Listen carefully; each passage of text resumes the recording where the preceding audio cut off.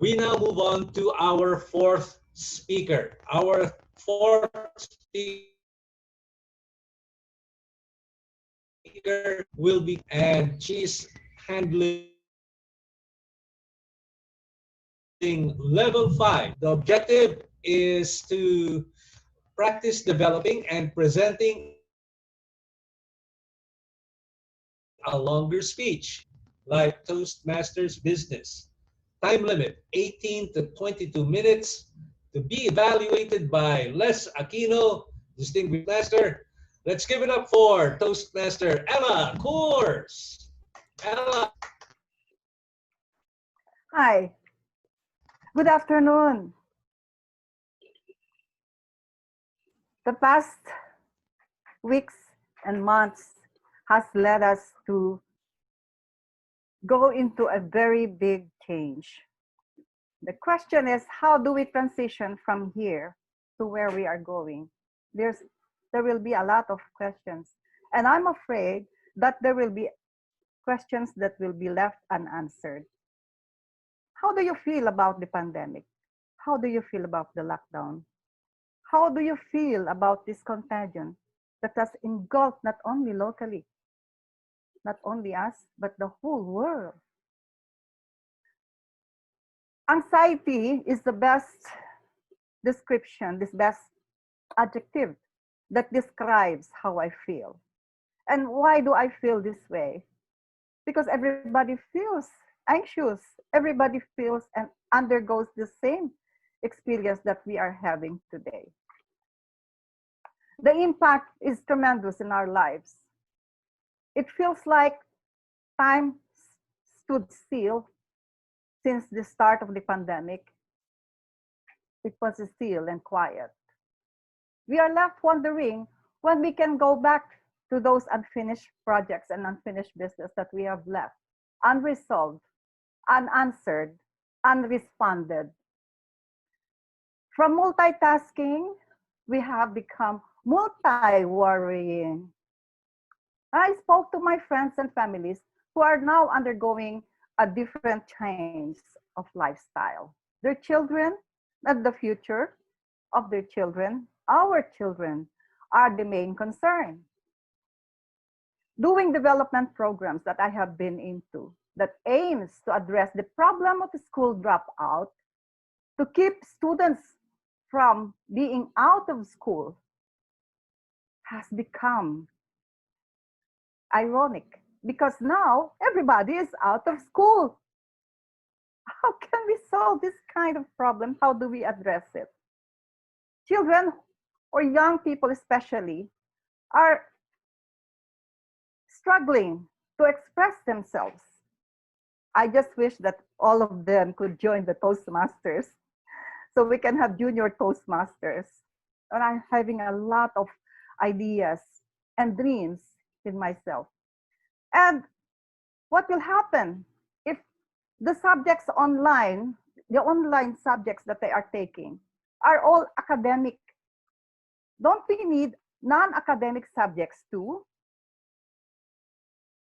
Non-academic subjects are very important because this is how students learn to be learners and not teachers, not teaching, but facilitating.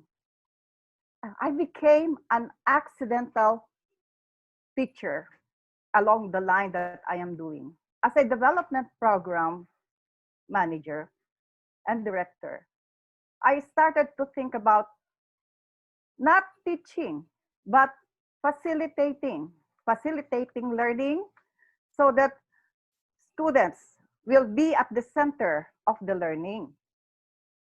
And I have done this. Then one of the most significant things that I have done during the past year is to develop modules. And I have to go back to Toastmasters again. That is my reference point because Toastmasters had taught me how to conquer my fear, talking to people I never knew before. I became more determined to know the unknown. I will continue to facilitate this learning. And because this is the only way to understand the current workplace where millennials are the most who will comprise the working force. But where will they be found if there is no more workplace? If there are no jobs to be done? So when I have to review the things that I'm doing and the modules that I have been preparing, I thought about shifting from academic to non-academic, because this is the only way to make learners think outside the box. And mind you, these modules and lesson plans have already been accepted and being reviewed now in other organizations like our government. That also needs to have a shift in the process of our education system. Another question is there something wrong with our education? No, there's nothing wrong with education. There is something wrong with the system. If we can change the system and we can ignite and spark the curiosity of our students, then maybe we only need academic subjects. Academic subjects, as Ken Robinson said, are good, but they are not sufficient to feed the child or the students' way of thinking and thirst for learning. So when I went back to being a Toastmaster, by the way, it has been a very, very helpful, and that it is an endeavor that made me feel that I have to do what I have to do. I don't think about the age. I don't think about how young or how old I am, because in my lesson plans, I have included a gender equality and understanding and awareness of generational categories. In here, I have included and embraced all the sectors of our society, young and old, male and female, especially the young ones. So there is really something that needs to be done. So when I go back to Toastmasters, that I really love so much, there's something that needs to be seen beyond being a teacher, beyond being a professional, beyond being a lawyer, beyond being a policeman or a soldier. There is something beyond their ranks and their uniform. I wish I could tell you more, my friends, all about the things that I have been doing, but I have seen the importance of getting a feedback. Again, Toastmasters taught me that. Getting feedback is the only way to validate if what you are doing is good, presentable, acceptable, could address or respond a need. And that is for me very, very important. So in Toastmasters, I have also learned to understand the meaning of to understand and tell a story. When you tell a story, when you tell me a story, I may forget. When you teach me, I may remember. But when you engage me and you involve me, as what we are doing in Toastmasters, I will never forget and I will learn.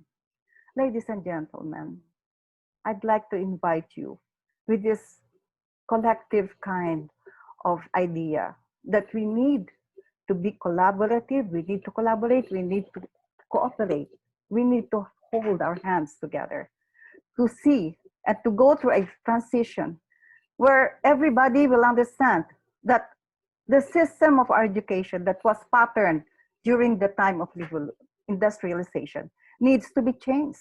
No more standardized testing, no more stigmatizing mistakes, and all we need to do is to tap the curiosity of people, of young people, of students, because curiosity is the engine of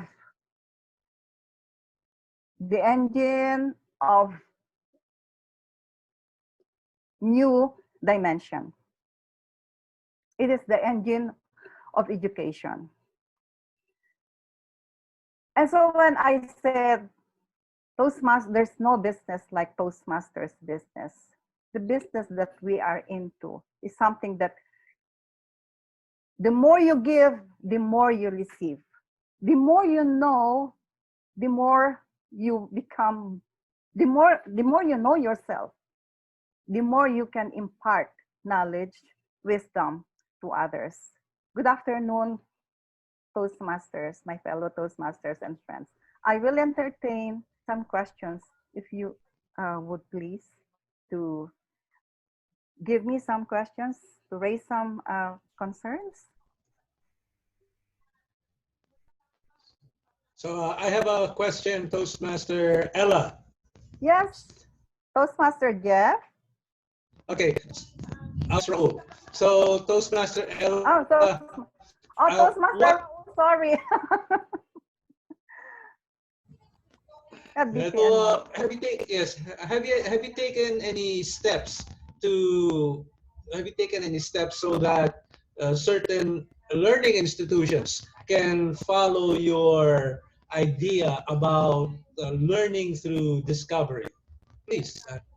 Oh yes, thank you for that very, very good question, Sir Raul.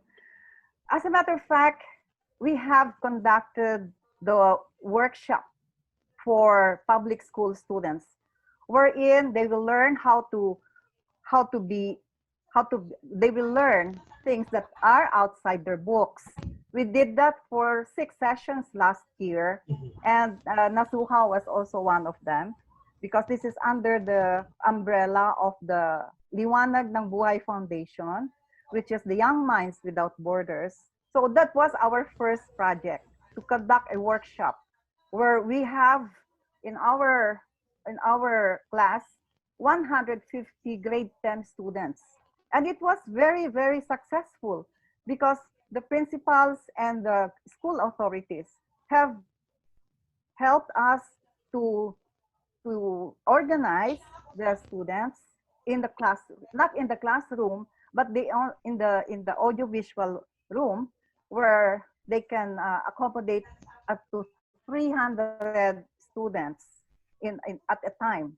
So we did it for 6 sessions. We were able to get support from leading government, or if I may say, PAGCOR has become very, very supportive, and they have recognized the importance of this advocacy. So that was our main starting point. And now we are now making modules with lesson plans that include self-discovery, self-transformation. These are the subjects, by the way. These are the topics. How to upgrade the professionalism in the workplace. Another is to recognize the importance of embracing diversity, cultural diversity, especially learning how to become aware about the presence of the millennials who will take over the places of the baby boomers, of the older generations. So I think that is very important because we have to be in here together. Did I answer your question, Sir Raul? Yes, it did. Thank you. Thank you very much. Anyone, please?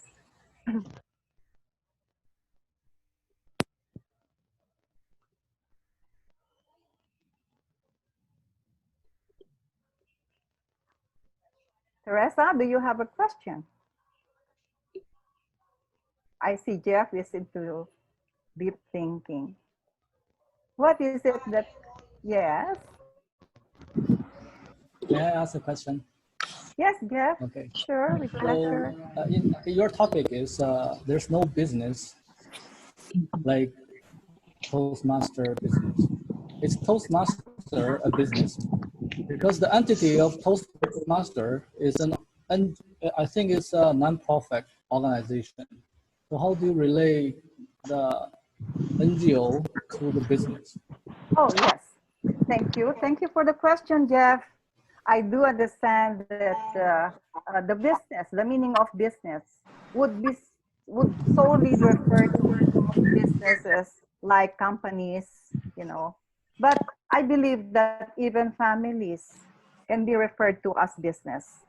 Families, family is a group of people where the business the presence of business in the family is such that one contributes something and one gains something, one gives and one receives. It's also in the nonprofit because and also in the family, when you talk about business in the family, there is money coming in and they spend the money. So the money that is being spent in the family, this is the core of the society, can generate income, can stimulate the economy. That's why they said that the more you spend, the more you stimulate the economy. And that depends on the members of the family. That depends on the members of the family that comprise the workforce, that comprise the companies. So it's also always in the center, the business. And in Toastmasters, we do the same. We do the same. We give and take. And the business is there because what we give is what others also take. And we get more. We get more. In truth, we get more than what we really give. Not in terms of money, but in terms of idea. Is that making sense? Yeah? Thank you. Thank you.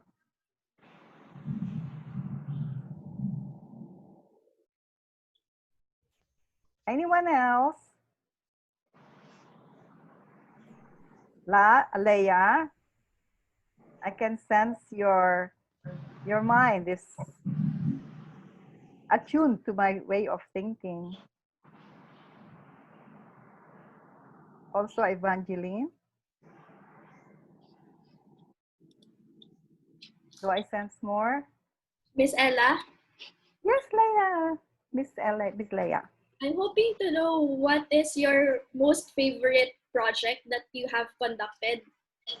Oh, the workshops with the Young Minds Without Borders is my very first love. And Nas and the rest of them could attest to that. Another is the workshop that I have done in the public schools. It was before it when it began. It was done in the home of the president. He has a big house, and the workshops were done there. It was home based.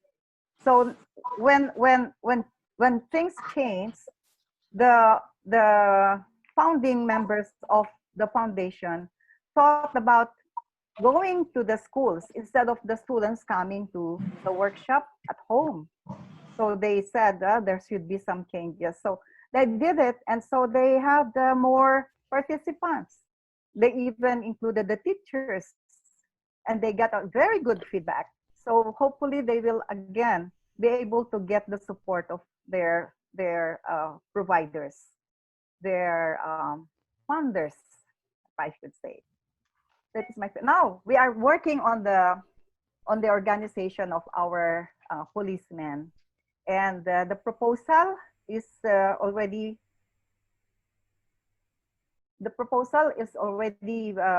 was already submitted to the chief of the police, the national police, Philippine National Police, and it is under review. So with that, the modules and the lesson plans are aimed to address the needs, the professional, the academic and the non-academic needs of the policemen.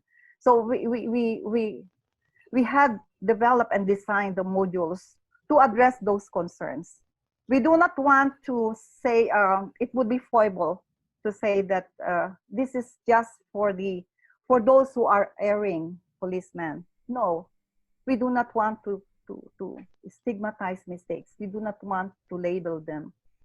It is just that their needs are not provided, and the way to provide their needs are incorporated in the modules and the lesson plans. So it's going to be very involving, very engaging. It will make them, hopefully they will be able to spread the good news. Because when we start with 50 or 60 say officers, uniformed and non-uniformed policemen. By the way, this is not a classified matter anyway. We hope that at the end of every lesson, at the end of it is going to be a 15-day course, because they want us to make a course, not just a workshop. So the course will run for 15 days, 3 weeks. And at the end of the course, there will be a culminating activity wherein families of our policemen will be joining together. We'll have a very good like bonding. They will have a good program, a culminating activity. And each of the participants will receive a symbolic pebble. The pebbles that they will receive represents the stone that if they throw those pebbles on the water, it will create ripples of love. And that is what we want to do in our government, the Department of Education as well. So we have about a few seconds or few minutes to answer another question. And I'm so glad that Toastmasters is there, because what I have done, what Toastmasters have done for me, inside and outside of my life, is also the same with everybody. Thank you very much. Anyone else?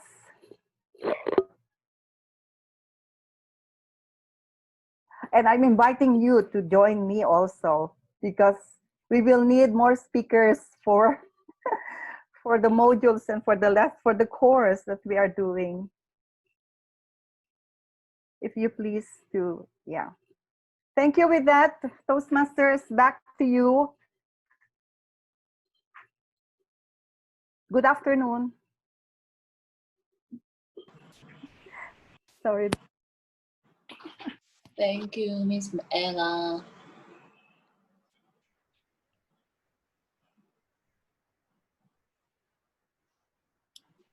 I think Heather and Sir Raul got disconnected, so I'm going to fill in for Sir Raul. Our next speaker will be delivering a speech project based on his path, dynamic leadership. The speech project is speech number 1 for level 5, lead in any situation. The objective of the project is to apply the skills needed to successfully lead in a volunteer or other organization. The title of his speech is On Becoming a Toastmasters Club President. The time allotted is 8 to 10 minutes, and he will be evaluated by Toastmaster Ella Coors. Let us give it up for the immediate past president of Alabang Community Toastmasters Club, a President's Distinguished Club for the term 2019 to 2020. Let us give the floor to IBP Nelson Salazar. Toastmaster Leia, can you please allow me to share my screen? Yes. And just for clarification, during the first, it is DTM Evangeline. Who is my evaluator? Is it TM Ella or DTM Evangeline Pascual? Because it was shown on the... Sir Raul, kindly clarify. Okay, Ella, it's Toastmaster who's your evaluator. Who? Toastmaster Ella. Ella. Ella, because yeah, Can you allow me Toastmaster to Ella. share my screen? Sir, you may share your screen now. Okay. The my evaluator is DTF Les Aquino. Les.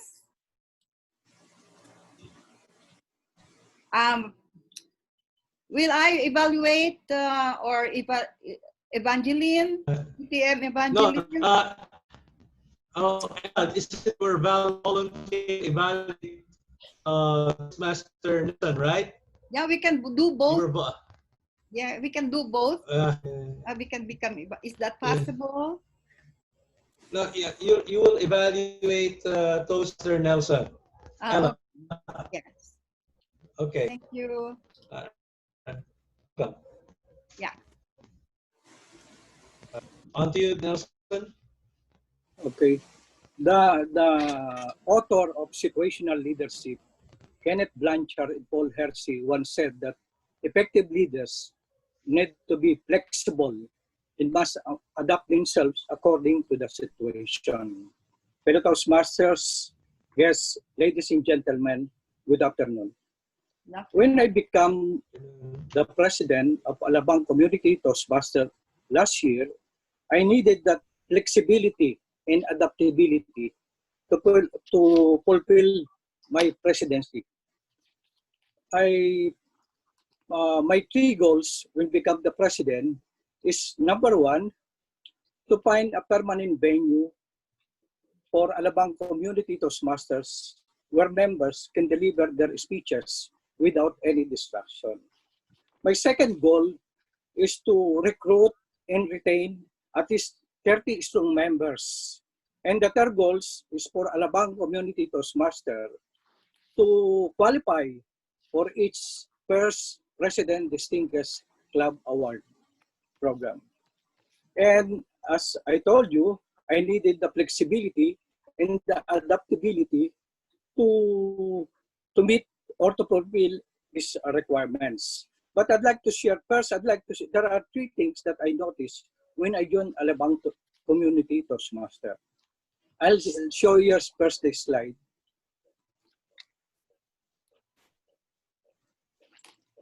Can you see the slide? Yes. Sir, yes, Yeah. you may want to present the slideshow instead of showing the PowerPoint. Press F5 po. F5. So it will continue. It is showing? Yeah. Okay. If you As want you can to see, screen po, press F5. Okay.